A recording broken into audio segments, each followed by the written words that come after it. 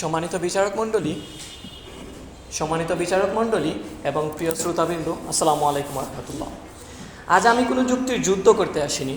আজ আমি এখানে এসেছি আপনাদেরকে নিয়ে যেতে কল্পনার এক পৃথিবীতে, যেখানে ভাবুন তো, আমরা ঘুম থেকে উঠে খবরের কাগজে দেখলাম না কোনো যুদ্ধের খবর, যেখানে আর কোনো মায়ের চোখে থাকবে না কোনো অশ্রু, যেখানে কোনো শিশুকে আর তার শৈশবকে হারিয়ে যেতে হবে না বোমার শব্দে কিংবা আরও কোনো গুলির শব্দে।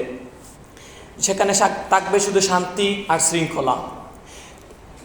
ভাবুন তো, আমরা যদি ছোটোবেলা ফিরে যেতে পারতাম, যেখানে ছিল না কোনো নিয়ম শৃঙ্খলা, শুধু ছিল খেলাধুলা আর আড্ডা। তো আমার কিন্তু পাহাড়টা খুব ভালো লাগে। যদি আমি ফিরে যেতে পারতাম সেই সুইজারল্যান্ডের সেই বিশাল পাহাড়ের চূড়ায়, যেখানে চারিপাশে সবুজের সমারোহ আর মেঘগুলো আমার হাতটা স্পর্শ করে চলে যাচ্ছে, আর নিচের পৃথিবীটা যেন কেমন ছোটো হয়ে যাচ্ছে। এমন যদি হতো, শিক্ষা ব্যবস্থাটা শুধুমাত্র পরীক্ষায় ভালো মার্কস পাওয়ার জন্য হতো না, আবার হতো আমরা কীভাবে ভালো মানুষ হিসেবে গড়ে উঠতে পারি সেইটা।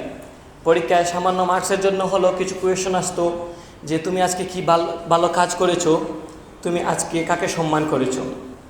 যদি এমন হতো, আমরা সোশ্যাল মিডিয়া এবং স্ক্রলিংয়ের মধ্যে ব্যস্ত না থেকে আমরা আমাদের পরিবারকে সময় দিতাম বেশি করে, যা তাদের সাথে আড্ডা দিতাম, তাদের গল্প শুনতাম এবং তাদের সাথে আমাদের মনের কষ্টগুলো শেয়ার করতাম। এমন যদি হতো, বাংলাদেশ মানুষকে চিনতাম তার মন দিয়ে, তার চেহারা, পোশাক কিংবা অবস্থান দিয়ে নয়।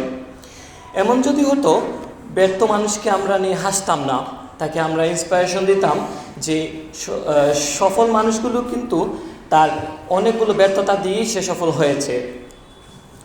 এমন যদি হতো, আমি বিশ্বকাপের ফাইনালে ফুটবল খেলতেছি আর্জেন্টিনা কিংবা ব্রাজিলের বিপক্ষে, এবং আমি ট্রফিটা উঠিয়ে শেষ মুহূর্তের গোলে আমি ট্রফিটা উঁচিয়ে ধরেছি, আর চারিদিকে স্টেডিয়ামে শুধু বাংলাদেশ বাংলাদেশ চিৎকার করছে, আর আমি ট্রফিটা উঁচিয়ে ধরে বলছি, মনে মনে বলছি, এই ট্রফিটা আমার নয়, এই ট্রফিটা সবার এবং আমার বাংলাদেশের।